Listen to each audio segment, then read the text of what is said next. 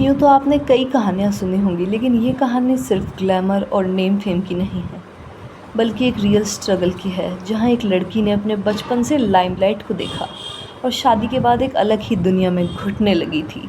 तलाक के बाद करिश्मा कपूर ने एक बार फिर खुद को संभाला और अपने बच्चों के लिए एक स्ट्रॉन्ग माँ बन गई। पूरी स्टोरी को लास्ट तक ज़रूर देख कर जाइएगा कि जो शुरू से लाइमलाइट में रही, कैसे उन्होंने अपने पति के लिए सब कुछ छोड़ दिया था, लेकिन जब उनके पति ने उन्हें ही छोड़ दिया तो कैसे अपने आप को तनका तिनका और कतरा कतरा उठा के वापस संभलने लगी। संजय कपूर ने भी अपनी ज़िंदगी में नए रिश्ते बना लिए थे और ये कहानी हमें ये सिखाने लगी कि कभी कभी ग्लैमर के पीछे भी बहुत बड़ा अंधेरा होता है जिसे दुनिया नहीं देखती।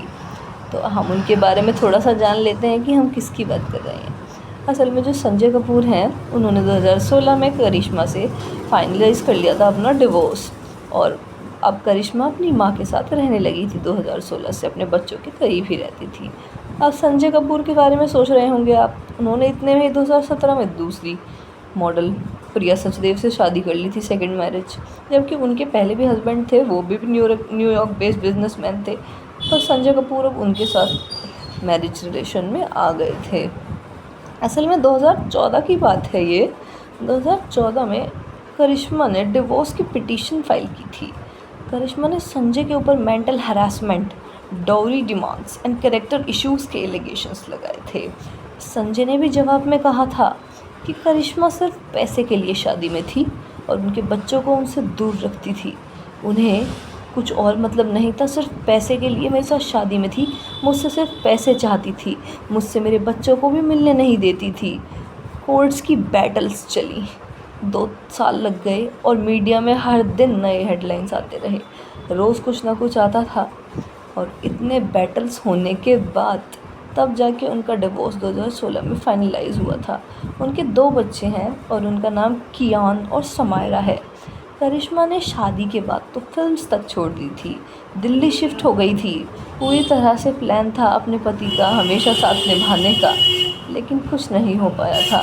ये एक फेरी टेल बन रह गई थी जो ज़्यादा दिन नहीं टिक पाई थी। 2010 के आसपास वापस फिल्म्स में भी आने की कोशिश करने लगी। डेंजरस इश्क में आना चाहा, पर वो ज़्यादा टाइम नहीं चली जो फिल्म थी। दिल्ली बेस्ड बिजनेसमैन संजय कपूर जो थे, वो एक इंडस्ट्रियल थे और सोना ग्रुप ऑफ इंडस्ट्रीज़ के मालिक थे। उनकी एक पहले भी शादी थी नंदिता मेहतानी से, वो विराट कोहली की स्टाइलिस्ट बन गई थी बाद में। तो संजय कपूर का करिश्मा की शादी 2003 में हुई थी, बहुत धूमधाम से, और मुंबई दिल्ली हर जगह फंक्शंस थे। पर ऐसे ही है, जो चीज़ ना चलनी हो वो चलती नहीं है और सबका दूर दूर के ढोल सुहावने लगते हैं जब तक किसी की रियलिटी हमें पता नहीं होती। कुछ यही रियलिटी होगी या रही होगी संजय कपूर की भी। आप वीडियो को अंत तक ज़रूर देख रहे हैं, पर चैनल को लाइक शेयर किए बिना मत जाइए।